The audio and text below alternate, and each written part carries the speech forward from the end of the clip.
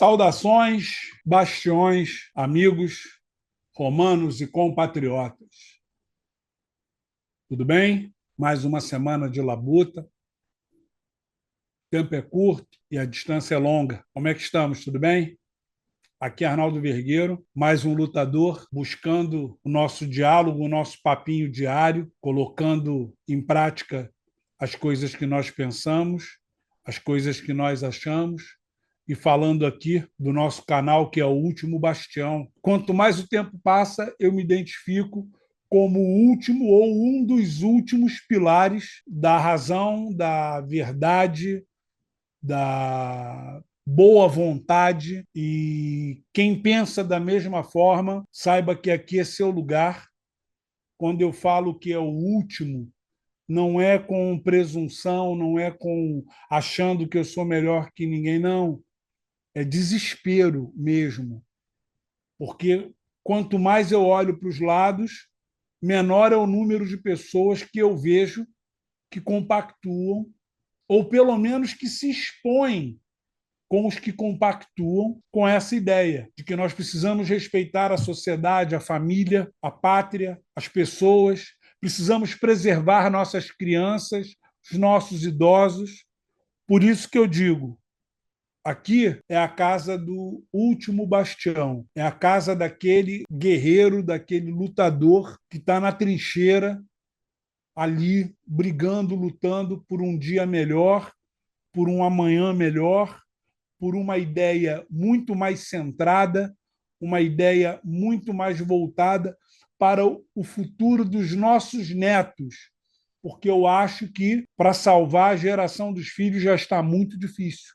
Muito, muito, muito. E aí, gente, hoje eu estou aqui para falar justamente sobre nós, os bastiões. Os bastiões são pessoas que querem o bem. Eu sempre conto uma história que é muito simples. É a história da pessoa de bem.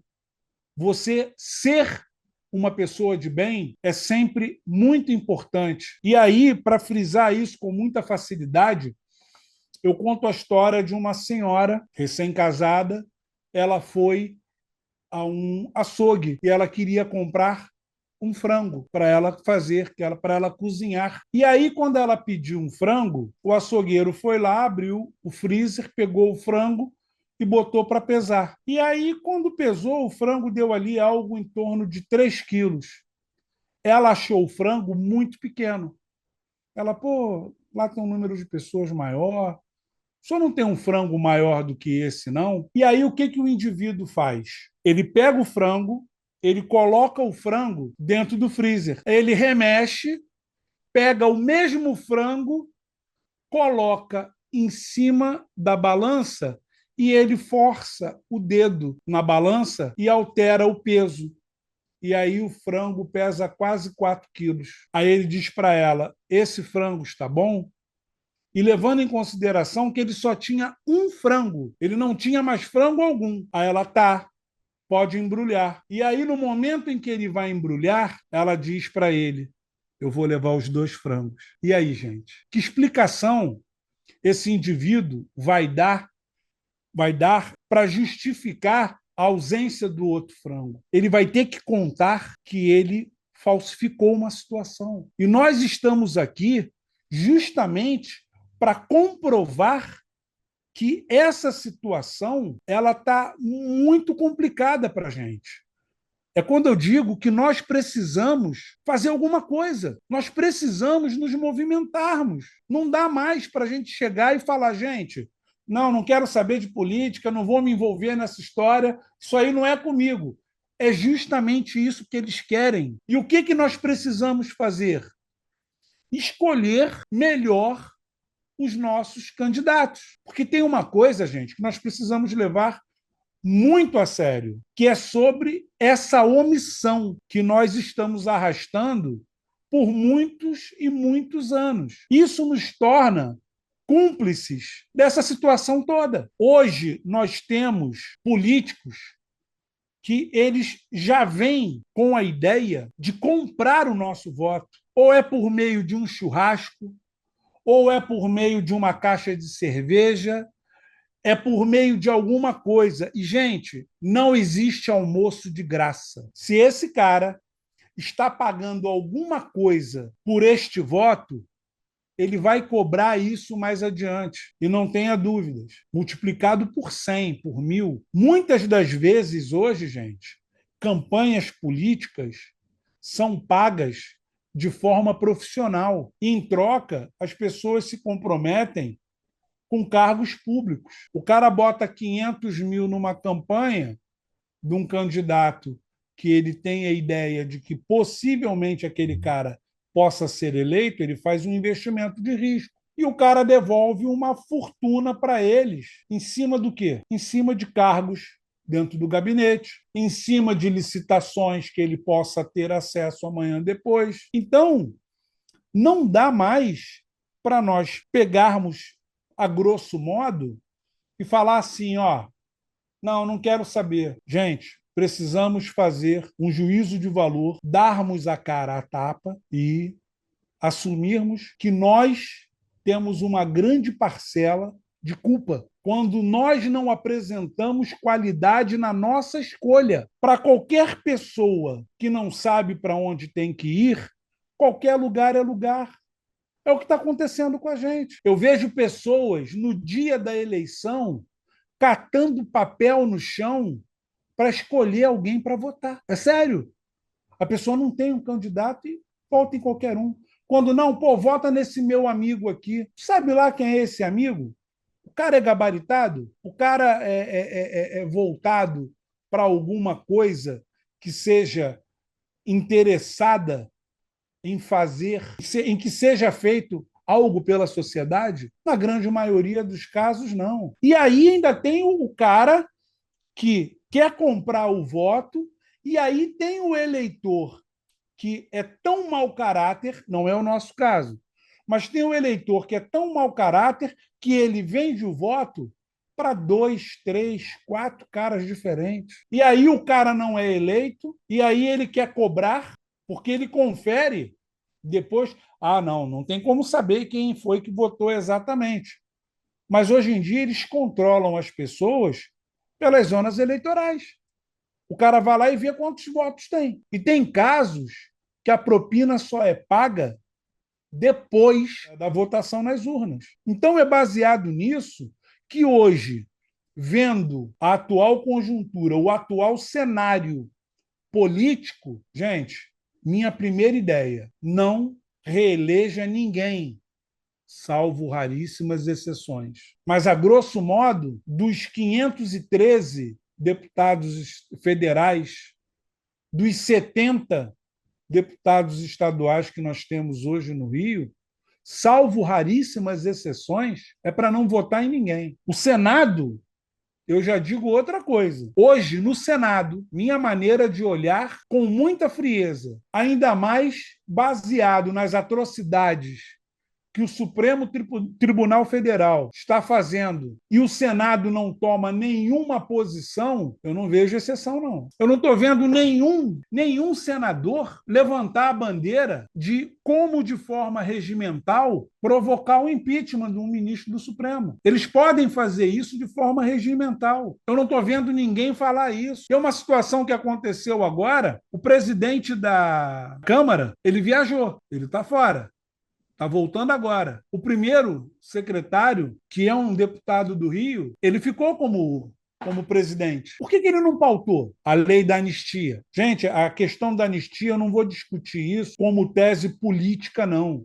Eu vou discutir isso como tese humanitária. Isso é desumano o que está acontecendo com as pessoas que estão presas. E eu acho que, nesse exato momento, independentemente da pessoa ser de direita ou de esquerda, pensem bem sobre esse assunto. Sabe por quê? Porque a maré pode virar, gente. E hoje, quem está numa situação pode amanhã estar em outra completamente diferente. Porque tem uma coisa que as pessoas não estão falando. Com essa atrocidade existente hoje por conta do posicionamento do Supremo, o que pode acontecer? Ações que sejam movidas na primeira instância, que tenham aqui embaixo uma pena pequena e que seja razoável e normal, os advogados vão dizer não. Baseado no que está acontecendo com o pessoal do 8 de janeiro, essas penas aqui não são condizentes com a realidade.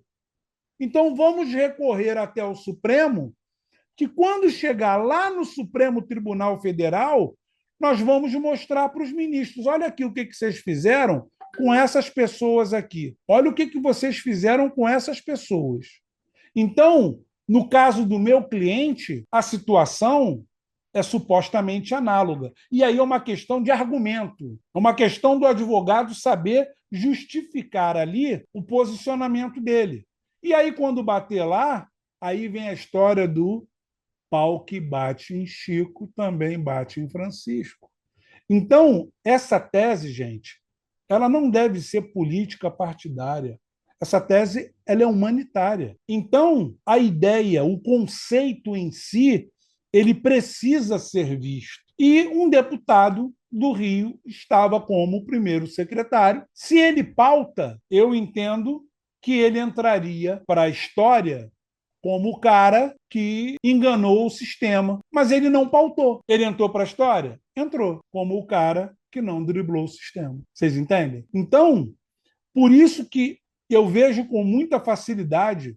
E tem uma outra coisa. O pessoal que é da Câmara, como eu já expliquei, que o voto é proporcional, esses caras não são donos dos seus respectivos mandatos. Os votos deles são proporcionais, pertencem aos partidos. Então, o cara precisa ter muita convicção daquilo que ele enxerga como justiça, como legalidade, para ele se posicionar. O Senado não tem essa desculpa, não. No cenário, o voto é majoritário. Então, se o cara sai de um partido e vai para outro, ele leva o cargo com ele. E hoje eu entendo que o Senado, os 81 senadores, são pouquíssimos os que possam ali estar tentando fazer alguma coisa, mas eu não estou vendo. Então, por isso que eu defendo a ideia, o conceito do não reeleja ninguém, salvo raríssimas exceções. E aí entra, nesse momento,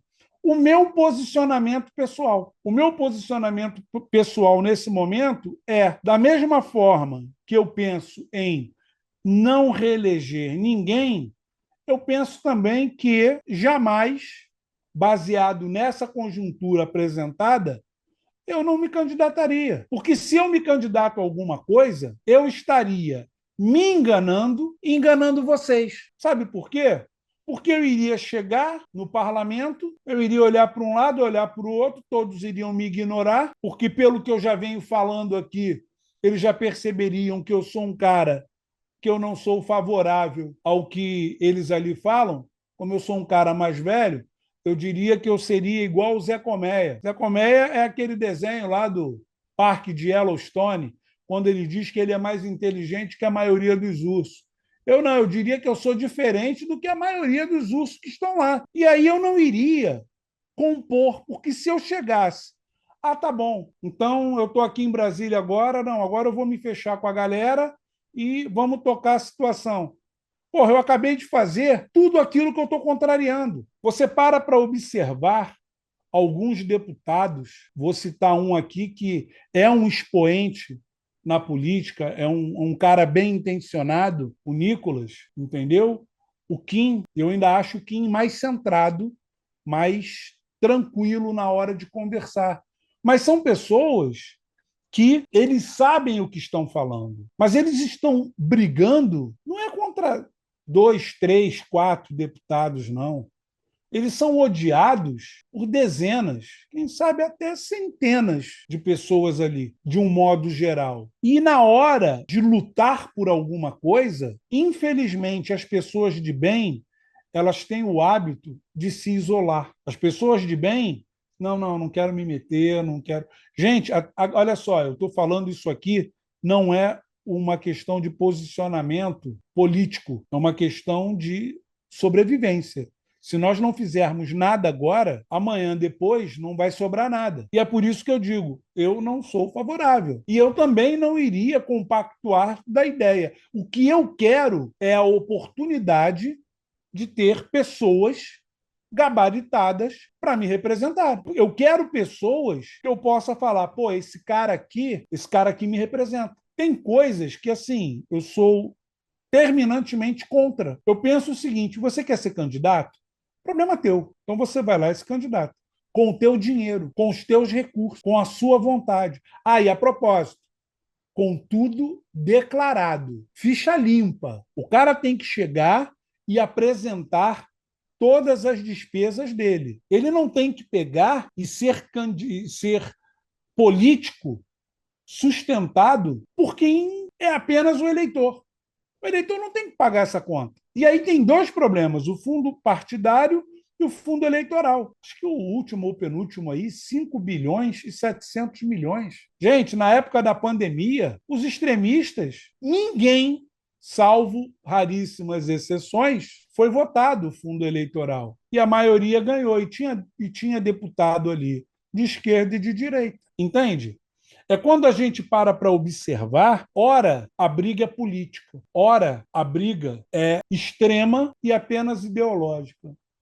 Vocês querem ver uma coisa? Gente, eu volto a dizer, sou um cara de centro-direita, mas eu sou vinculado aos conceitos de sentar e conversar. Não concordo com o radicalismo de direita, como também não concordo com o radicalismo de esquerda. Então, eu acho que o que precisa acontecer é o diálogo.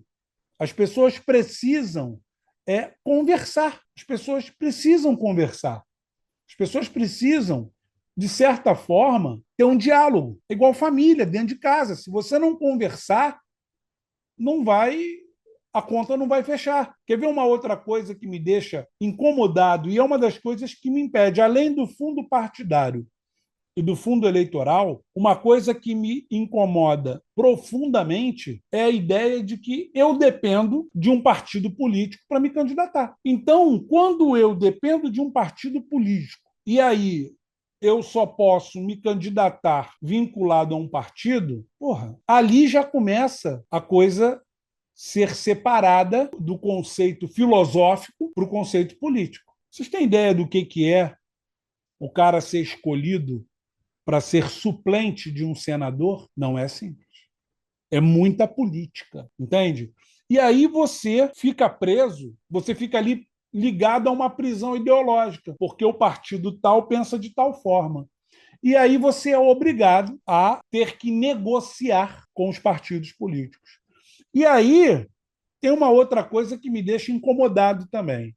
Tem muita coisa aí que me incomoda, que é a ideia do voto não ser facultativo. Gente, eu acho que se as pessoas trabalhassem, tá, com a ideia do voto facultativo, os políticos teriam muito mais respeito por nós, sabe por quê? Porque se o voto fosse facultativo, nós sairíamos para votar por acreditar na causa. Nós não iríamos votar como muitos vão, porra, eu estou indo lá votar porque tem que votar, porque se eu pudesse não votar, eu não iria. Porque as pessoas, hoje, foi criada uma imagem, um conceito para que nós realmente tenhamos ojeriza quando o assunto é política.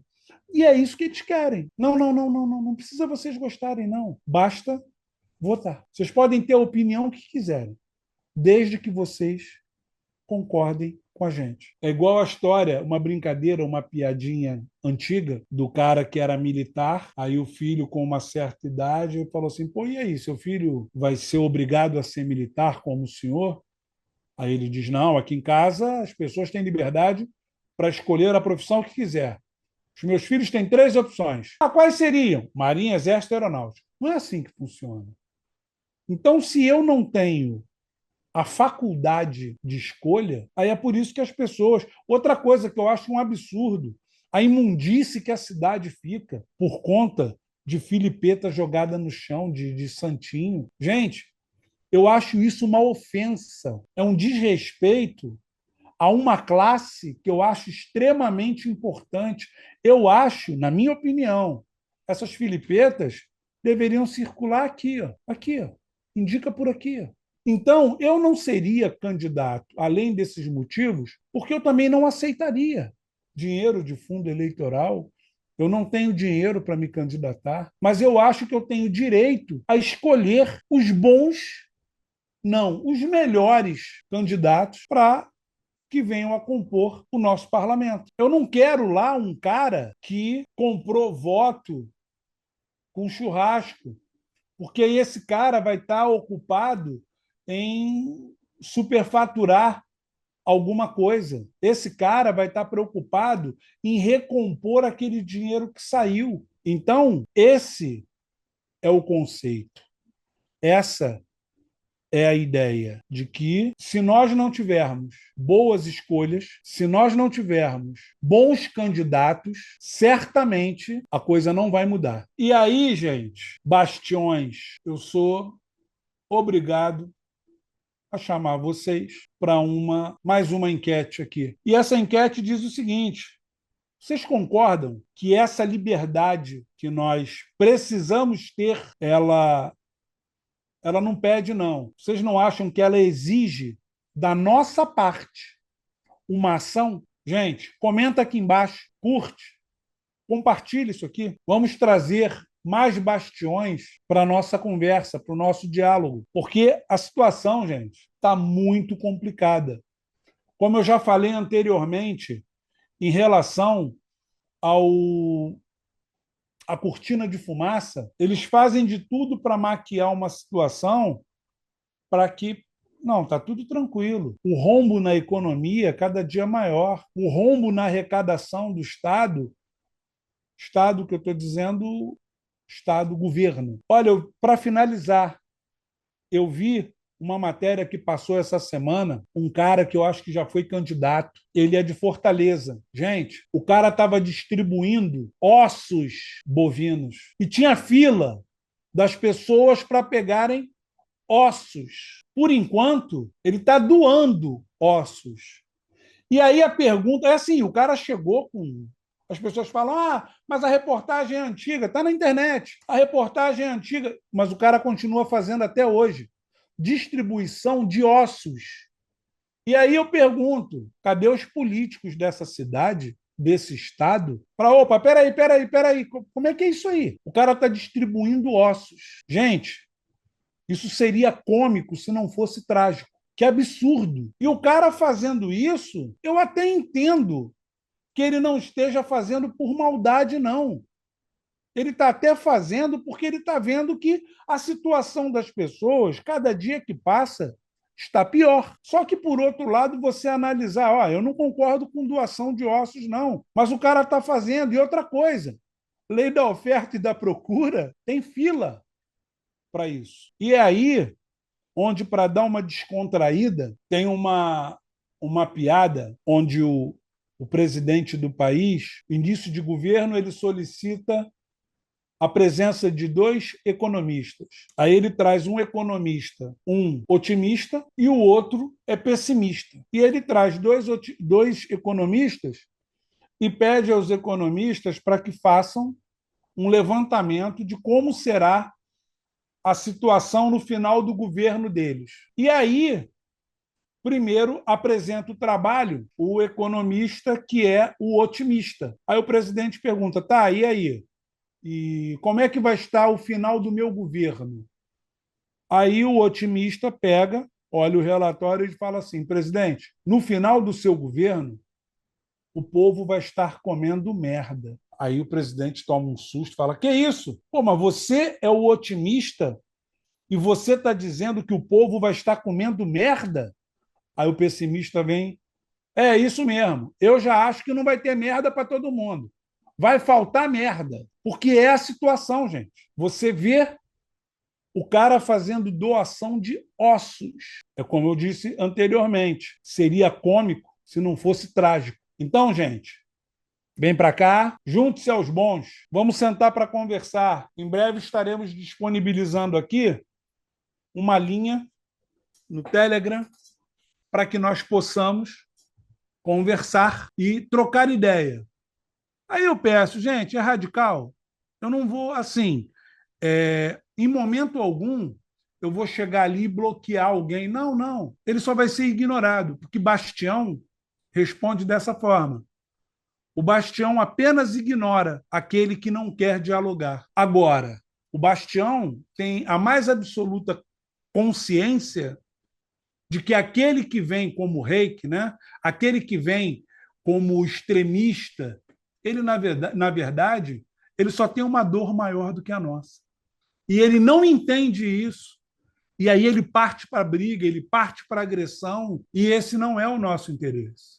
O nosso interesse é o diálogo. Para finalizar, este que assina o final deste documento, essa sentença de luta, chama-se Arnaldo Vergueiro. Me coloco aqui como último bastião, aguardando você, que também é um bastião. Vem para essa luta comigo, vem. Vamos batalhar, gente. Um beijo. Até a próxima.